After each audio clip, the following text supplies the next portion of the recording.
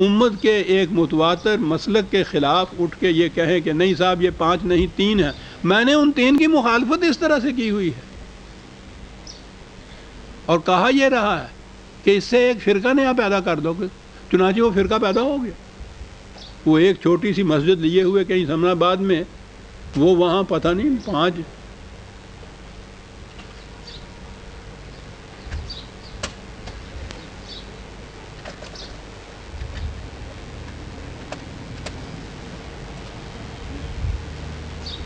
وہ وہاں بیٹھے ہوئے وہ چند آدمی ہیں، وہ اس بات کو لیے ہوئے ہیں کہ ہاں صاحب 3 نمازیں ہم نے قرآن سے موجود کر لی، اور کچھ زکوٰۃ کا بھی اسی طرح سے وہ کہتے ہیں کہ یہ سب چیزیں ہم نے قرآن سے معلوم کر لی، امت کو تو معلوم نہیں۔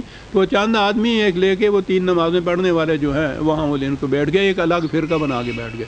پہلے ہی کم نہیں تھے، ایک اور کا اضافہ ہو گیا۔ اب ان میں بھی جو اہل قرآن ہیں جو کہتے ہیں ہم نے قرآن سے یہ ثابت کیا، سب سے پہلے اہل قرآن ان کے مولانا عبداللہ چکڑالوی تھے، جو بانی تھے اس تصور کے کہ یہ چیزیں قرآن میں ہیں۔ انہوں نے قرآن سے 5 نمازیں ثابت کی۔ یہ دوسرے اٹھے، یہ 3 والے ہو گئے۔ انہی میں کہ اہل قرآن میں سے ایک مولوی تھے گجرانوالے والے، انہوں نے کہا نہیں 2 ہیں۔ ایک اور ان میں سے اٹھے، غالباً وہ سیالکوٹ تھے، تو انہوں نے کہا 1 ہی نماز ہے۔ میں نے کہا شکر ہے کہ اور نہیں کوئی اٹھا، نہیں تو وہ کہتا ہے ہی کوئی نہیں نماز، یعنی ایک تو آگے ایویں ہونا سی نا۔ یعنی دعویٰ ان میں سے ہر ایک کا یہ ہے کہ ہم قرآن سے نماز کے اوقات ثابت کر رہے ہیں، 5 3 2 1 قرآن سے ثابت ہو رہا۔ اور میں نے کہا خدا کے لیے اس کو تو رہنے دو محسوس، اپنا خیال جو ہو کہ میرے خیال میں یہ ہے تو وہ تمہارا خیال ہے۔ اور اگر یہ تم کہو کہ صاحب قرآن سے 5 بھی ثابت ہیں، قرآن سے 3 بھی ثابت ہیں، قرآن سے 2 بھی ثابت ہیں، قرآن سے 1 بھی ثابت ہے، تو اچھا قرآن ہے۔ قرآن تو یہ کہتا ہے کہ میرے من جانب اللہ ہونے کی دلیل یہ ہے کہ اس میں کوئی اختلافی بات نہیں ہے، اور اختلاف بھی اتنے بڑے اہم معاملے میں، نماز کے اوقات میں، اور ان میں اتنا اختلاف ایک ہی دور کے اندر اہل قرآن دعویٰ کرنے والے کہ ہم قرآن سے یہ ثابت کر رہے ہیں، اور قرآن سے وہ وقت ثابت نہیں کر سکتے کہ کتنے ہیں۔ اور میں نے کہا خدا کے لیے اس کو تو معاف کر دو، بخش دو، اپنے آپ پہ رکھو کہ ہمارا خیال یہ ہے، اور باتیں کہتے ہیں قرآن سے یہ ثابت ہے صاحب۔ تو میں نے عزیزان من ان کی مخالفت کی، ان مولوی صاحبان نے ان میں سے ان کی کوئی مخالفت کبھی نہیں کی۔ جب بھی یہ کہیں گے 3 نمازیں، کہیں گے پرویز صاحب 3 نمازیں کہتا صاحب۔ دیانت ہی اٹھ گئی اس دور کے اندر صاحب۔ اور تو اور بیٹھا ہوا ہے پرویز، تحریریں اس کی موجود ہیں، 30 سال سے ان کی مخالفت کر رہا ہے 3 نمازیں کہنے والوں کی۔ کبھی نہیں کہتے کہ یہ وہ لوگ ہیں، وہ اسلام آباد میں بیٹھے ہوئے اہل قرآن جو 3 نمازیں کہتے ہیں یہ پرویزی فرقہ ہے، وہ 3 نمازیں کہتے ہیں سر۔ علم و دیانت کی تو یہ کیفیت ہو گئی۔ بہرحال میں کہہ یہ رہا تھا کہ میں قرآن کریم کے ان مقامات کے اندر میں بحث میں نہیں پڑتا۔ میرا مسلک یہ ہے کہ یہ امت میں یہ 5 چلی آ رہی ہیں، قرآن نے ثابت ہے، یہ حضور نے ان کو قائم کیا، امت نے ان کو اپنے ہاں تواتر سے ثابت کیا، یا چلی آ رہی ہے اس مسلک کے اوپر۔ مجھے کوئی حق حاصل نہیں ہے میں ان میں اختلاف کروں، کیونکہ قرآن سے خلاف بات نہیں ہے۔ 5 جو میں اسی کا قائل ہوں، توفیق خدا دیتا ہے تو وہی 5 ہی ہیں جو پڑھتا ہوں۔ تاکید اسی کی کرتا ہوں کہ اس میں کوئی اختلاف نہ کرنا اپنے ہاں کے لوگوں کو۔ 30 سال سے لکھتا چلا آ رہا ہوں، 3 کہنے والوں کی مخالفت کیے چلا آ رہا ہوں، لیکن وہ 3 اہل قرآن کے متعلق یہ کوئی نہیں کہتے گے۔ ہر مولوی محراب و ممبر سے اٹھ کے یہ پرویز یہ کہتا ہے 3 نمازیں پڑھو، جو سب سے زیادہ مخالفت کرتا ہے۔ دیانتی کوئی انتہا ہونی چاہیے۔ تو میں یہ عرض کر رہا تھا کہ ان آیات سے بہرحال یہ حضرات استنباطاً یہ ثابت کرتے ہیں کہ یہ جو ہے سبح بحمد رب کا، تسبیح کر اپنے رب کی کہ حمد کی ان اوقات میں، وہ کہتے ہیں اس سے نماز مراد ہے۔ بہرحال استنباط ہے ان کا۔ میں تو آپ کو معلوم ہے کہ میں تو سبح کے معنی تسبیح کرنا جو ہے یہ معنی ہی نہیں لیتا۔ قرآن کی روح سے سبحہ کے تو معنی ہوتا ہے کسی مقصد کے حصول میں سرگرداں رہنا، سر توڑ کوشش کرنا، بگٹٹ گھوڑے کی طرح دوڑتے ہوئے چلے جانا۔ وہ تیراک جو پورے ہاتھوں سے تیرتا ہے اس کے لیے یہ لفظ آتا ہے. اس کے معنی ہوتا ہے پوری قوت صرف کر کے کوئی مقصد حاصل کرنا، یہ ہوتا ہے سبا کے معنی.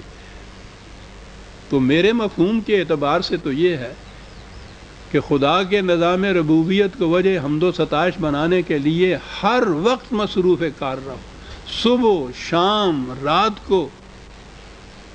لیکن اگر ان سے نماز کے اوقات کا استنباط ہوتا ہے تو بسم اللہ، مجھے بعض میں پڑھنے کی ضرورت نہیں، میں تو 5 مانتا ہوں پہلے سے ہی اور ان کا قائل ہوں، ان پہ قائم ہوں. لیکن یہ جو میں نے عرض کیا ہے کہ یہاں نماز نہیں بلکہ یہ جو ہے کہ لگاتار سر توڑ کوشش کیے جاؤ اس نظام کو. پہلے ہے وَاصْبِرْ عَلَىٰ مَا يَقُولُونَ، استقامت سے کام لو، ہمت سے کام لو، برداشت سے کام لو. تو پہلے تاکید کی گئی ہے، پھر یہ کہا ہے کہ ہر دم کوشش کرتے چلے جاؤ، سرگرم عمل رہو اس نظام خداوندی کو وجہ حمد و ستائش بنانے کے لیے. سر توڑ کوشش کرو. اور آگے پھر ہے کہ اس کی مخالفت بڑی ہوگی صاحب، اور مخالفت ہوئی. 13 سال مدینے کی زندگی کے بعد، مکے کی زندگی کے بعد حضور مدینے تشریف لے آئے. اب ان قریش کو کوئی وجہ مخالفت ہونی نہیں چاہیے تھی، وہ تو چلے گئے. وہ آج کا مکہ اور مدینہ نہیں ہے کہ 2 گھنٹے میں یا 3 گھنٹے میں آپ وہاں پہنچ جائیں، اور ہوائی جہاز میں اگر جانا ہو تو شاید آدھے گھنٹے میں پہنچ جائیں. اس زمانے کا مکہ اور مدینہ کے درمیان کے فاصلے 300 میل کے، اونٹوں کے اوپر سفر کرنے کا، صحراؤں کے اندر یہ آنے کا. کوئی مخالفت نہیں قریش کی ہو رہی، کسی قسم کا ان کو ڈر نہیں ہے. لیکن وہاں سے بار بار اٹھ کے چلے آ رہے ہیں. 7 سال تک آئے مختلف غزوات کے اندر. سوچئے کہ کیا معاملہ تھا. یہ زبردستی ان کو اسلام کے اوپر تو مجبور نہیں کیا جا رہا تھا. ان کے جو کہتے تھے جی ہمارے بتوں کو گالیاں دیتے ہیں، یہ تو چلے ہی آ رہے تھے وہاں سے، تو گالی کہاں دے رہی تھی آپ؟ یعنی ان کے ساتھ معاملہ ہی کوئی نہیں رہا. لیکن اس کے باوجود، اور وہ اسی لیے تھا، آج بھی جو یہ ہو رہا ہے دنیا کی سپر پاورز جو کر رہی ہے کہ ہو نہ جائے آشکارا شرع پیغمبر کہیں. ان کو پتہ ہے کہ شرع پیغمبر اگر دنیا میں آشکارا ہو گئی، نہ نظام ملوکیت باقی رہے گا، نہ نظام سرمایہ داری، نہ نظام پیشوائیت باقی رہے گا. اس وقت بھی دنیا بھر کی یہ ساری قوتیں کوشش کر رہی ہیں کہ یہ مسلمانوں کا شعور بیدار نہ کہیں ہو جائے دین کے لیے. مذہب میں ان کو گم کر رکھو. ٹھیک ہے، جتنی جی چاہیں نمازیں پڑھیں، روزے رکھیں، یہ زکوٰۃ دیں، یہ حج کرتے رہیں، کچھ نہیں بگڑتا. لیکن دین پیغمبر جو ہے وہ اس کا شعور ان کے اندر نہ کہیں بیدار ہو جائے، پھر کسی قوت کا کچھ باقی نہیں رہ سکتا. یہ تھی جو قریش کے لیے وجہ مخاصمت تھی، اور یہی آج وجہ مخاصمت ہے. مسلمان قوتیں، مملکتیں بیچاری اس قابل ہے ہی نہیں کہ وہ ان کا مقابلہ کریں. لیکن ان کو ہر وقت یہ خوف کھایا جا رہا ہے کہ ان کے اندر یہ شعور بیدار نہ کہیں ہو جائے. یہ ہے چیز جس کے لیے وہ قریش مکہ 7 سال تک، تاکہ وہاں خود مکے میں ان کو شکست نہیں ہو گئی، لگے ہی رہے اس کے پیچھے، چین سے ایک دن نہیں بیٹھنے دیا. اسی لیے اس کے لیے کہا کہ یاد رکھو وقت وہ آ گیا ہے، غالباً یہ پہلی جنگ کے زمانے کی آیات ہوں گی. وَاسْتَمِعْ يَوْمَ يُنَادِ الْمُنَادِ مِن مَّقَامٍ قَرِيبٍ. معنی تو یہ ہے کہ کان لگا کے سنو اس آواز کو جو قریب مقام سے ہی آ جائے گی تمہارے کانوں میں. تو وہ آواز تو جنگ کا اعلان ہی تھا جو آئی آواز کانوں میں.